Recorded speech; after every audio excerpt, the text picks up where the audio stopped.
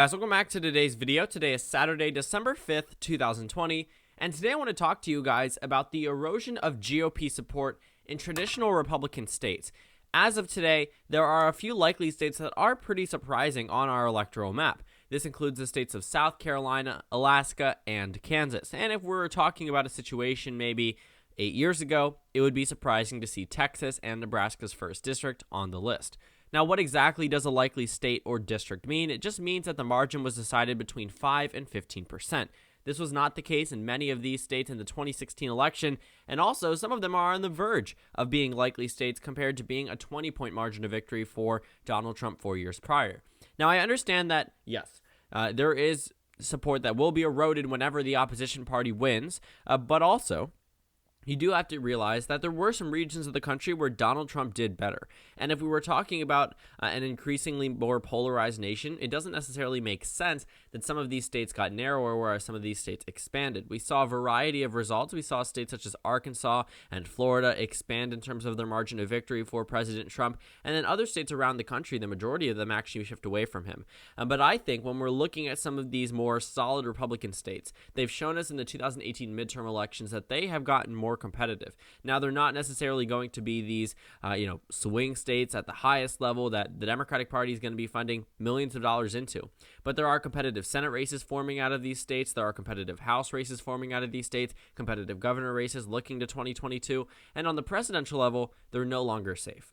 So where is my baseline for the traditional support that I'd say, this is when the GOP had the most support amongst the suburbs, the most support amongst, their traditional base, their more conservative, more solid voting base. And I would say 2012. We can actually take a look at the 2020 results compared to 2012. As you can see, the map looks a little bit bluer because Obama was able to win Ohio and Iowa, and these were actually very significant gains for President Trump. I'm not taking that away from him. What I'm taking away from this election is that Kansas, which was a 22-point margin of victory for Romney, is now a 14.7% victory for Donald Trump. Or Texas was a 16-point margin of victory, is now a 5.5% margin of victory for Donald Trump. You can see very visibly that through the red wall here that divides the entire country, it has gotten bluer. Or I guess you could say less red, because there is no blue on that map besides Nebraska's 2nd district. But also, even in Nebraska's 2nd district, which went to Romney by a likely margin, 7 points, went to Joe Biden by roughly the same amount, 6.5%. So, all in all, this entire region has definitely gotten a little bit more Democratic, but it's not the only part of the country that you actually may be surprised to see. Now, Barack Obama did very well in terms of bringing out minority turnout in 2012. I think a lot of us overestimated the residual support that Obama would give to Democratic nominees in the future. He was able to make the Midwest seem extremely solid. Look 4 years prior to 2012. Michigan was a safe state. A 17-point margin of victory. Wisconsin, 14-point. Pennsylvania, 10. Minnesota, 10. Iowa, 10. And then you look to 2012, you think, well, Paul Ryan was on the ticket, and he was actually a Republican from Wisconsin, and 6.8%. Solid. Michigan, 10 points. Pennsylvania, 5. Iowa, 6. Minnesota, 8.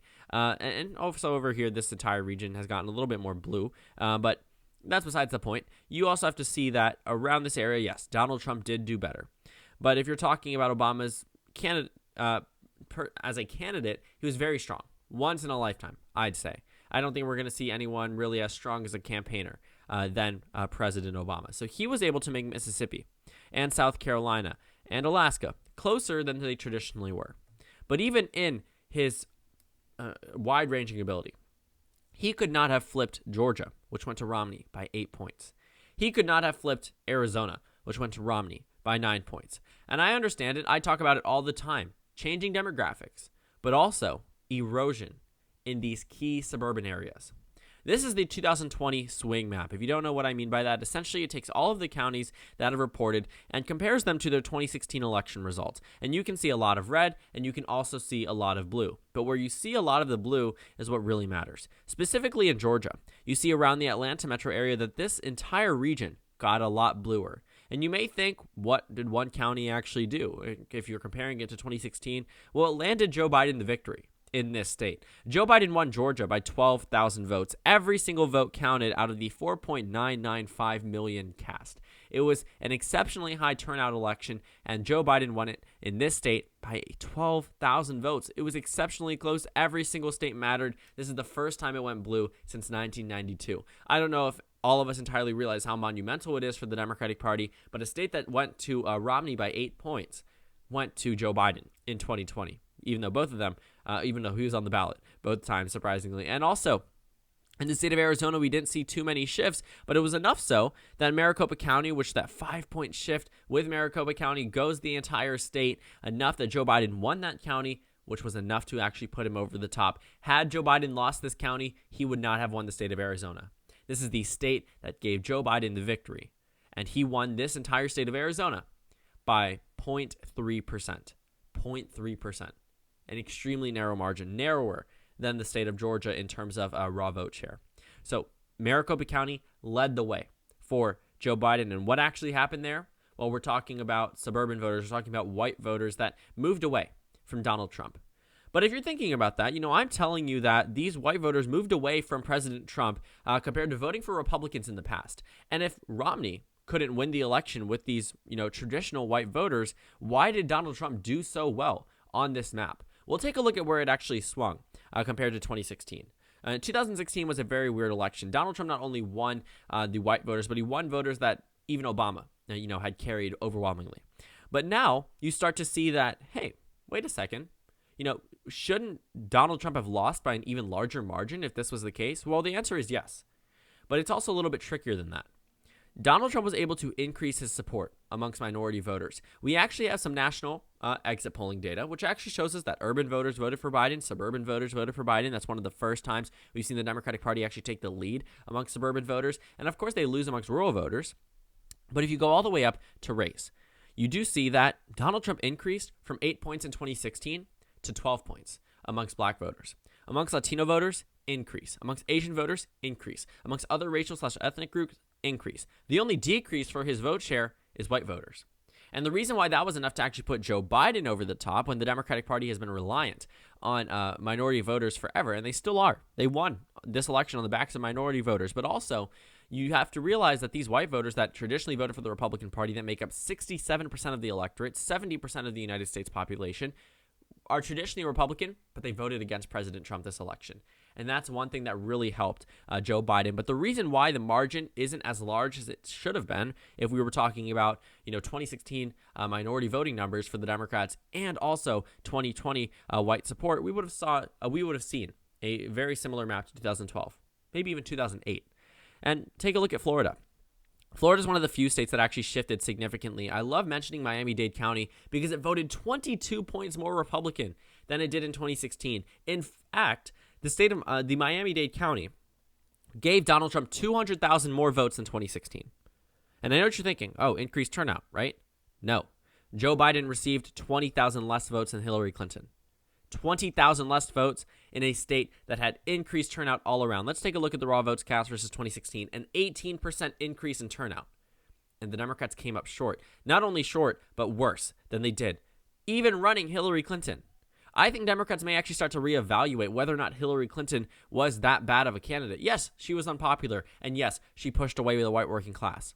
But she had some appeal to minority voters, and maybe it was just Obama, but I really think that she also had a lot of ability amongst minority voters for whatever reason. She had an appeal that we didn't really see on Joe Biden, and these minority voters clearly did not see. But it was enough so that she was able to even make Florida more competitive in 2016 than it was in 2020. If they were to combine Hillary Clinton's numbers and Joe Biden's numbers, we would have seen a Biden victory larger than 306. And I think that's a given. But while yes, you cannot ignore the loss of traditional support, which is the main purpose of this video, because I'm going to talk about loss of minority support in another video. I don't want to cover two topics in one. But you do have to realize this is why the loss was offset, or Donald Trump's loss amongst white voters was offset just strictly by minority voters. But again, looking at the 2020 map, comparing it to 2012, Indiana and Missouri were actually very competitive races in 2008, so it makes sense that they were. In fact, Indiana was a Democratic state in 2008. Missouri was decided by 0.1. North and South Dakota were competitive. So again, Obama won in a lifetime candidate, but even against a one-in-a-lifetime candidate, Romney was able to run it up across this region, run it up in Arizona, run it up in Georgia, and surprisingly, In states of Georgia, Texas, and Arizona, these were one of the few states that actually shifted to the left in the 2016 election compared to 2012. Romney plus 16 in Texas, Romney plus 9 in Arizona, Romney plus 8 in Georgia, went down to Trump plus 9 in Texas, Trump plus 3.5 in Arizona, Trump plus 5 in Georgia. Significant shifts, enough so now that Biden plus 0.3 in Georgia, Biden plus 0.3 in Arizona. Victories, flips for the first time since the 90s. And Texas is now down to a 5.5% margin. And here is our finalized margin map. Now, Texas may seem weird being likely, but it's 0.5 away from being lean. Missouri is very close to being in the likely column as well, 0.3 off. Montana, 1.3% off. Indiana, 1 point off. These states could have been in the likely column. Mississippi, 2 points off. These states could have been in the likely column if they just shifted a little bit more. But compared to 2016, that's actually good for the Democrats. Montana was a 21-point margin of victory. Missouri was a 19-point margin of victory. Indiana was a 19-point margin of victory. Mississippi was an 18-point margin of victory. So these states, Kansas, 21-point margin of victory. Nebraska's 1st district, 21-point margin of victory. And now that these states are likely, or could be likely, just shifting them 1-2%, is important to note. Because that loss of 2, 3, 4% among some of these states is extremely notable. Why? Because it lost Donald Trump the election. Because that also translated to loss of support amongst the Rust Belt.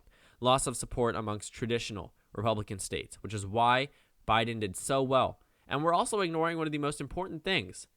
All of those Clinton states from 2016, none of them were toss-ups except for Nevada. Not a single state. Minnesota expanded based off their 2016 result. A 7.1 margin of victory. Nevada, 2.4 margin of victory. Exact same. So really, it didn't get better for Trump. Colorado, 13.5% margin of victory. Neighboring Kansas voted just a point more to the right. Now, this number isn't actually updated. It's 14.7%. But Colorado, 13.5% to 14.7%. Colorado was heavily targeted by the Republican Party in 2016, 2012, 2008.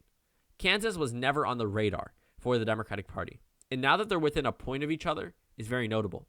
New Mexico, an 11-point margin of victory for Joe Biden. Virginia, double digits, 10.1%. New Hampshire, 7.3%. Maine at large, 8.7%. Nebraska's 2nd district, 6.5%. The largest swing we saw away from President Trump in this entire country in the state of Nebraska. Huge. And overall, the Clinton states were solidified. And that's really what happened. They were solidified because Trump lost that support amongst those more moderate, conservative, independent voters. Now, I know that seems like a lot of labels, but there's a pretty significant portion of the population that identifies just that way. And if you're looking at the election results in 2016, you might think, sure, Donald Trump could have won Minnesota this time. He was only out by 2 points. New Hampshire was decided by 0.4, 2,000 votes in that state. It should not have been a state that was completely out of reach for Donald Trump. And the fact he lost the Rust Belt is a testament to how much support he's lost amongst traditional suburban voters, traditional white voters. And while it was offset by his gains amongst minority voters, still, white voters make up 67% of the electorate at a liberal estimate, I guess you could say. So they probably had a larger impact than we actually realize. And overall, the final map ended up with the exact same numbers as 2016. And I think that's pretty ironic. The Georgia and Arizona flips cannot go unnoticed.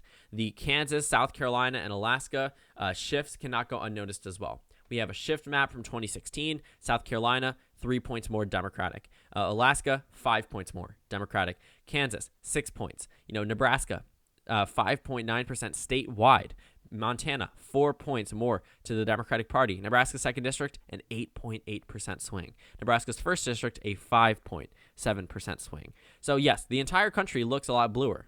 But also, Joe Biden was able to take some of these more Republican states, traditional Republican states, and make them slightly more competitive. And this could be due to the increased turnout we saw around the country. I don't think there's a single state with decreased turnout from 2016 just because of the sheer amount of people that voted.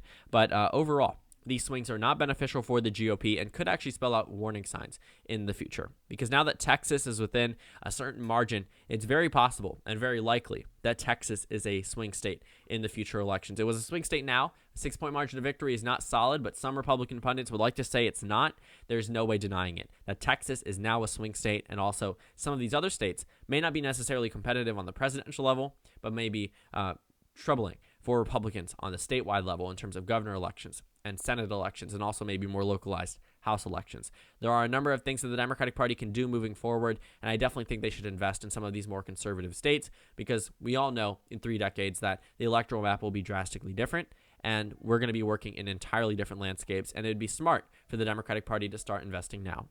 So thank you guys so much for watching this video. Make sure to comment down suggestions below. Subscribe on the left if you haven't already, and check out the Instagram and Twitter. At the bottom left of the screen, there's also a Discord server for you to go ahead and join. On the screen, there's a video you can watch, and then a playlist for my 2020 post-election videos. Again, thank you guys so much for watching, and I will see you all later today.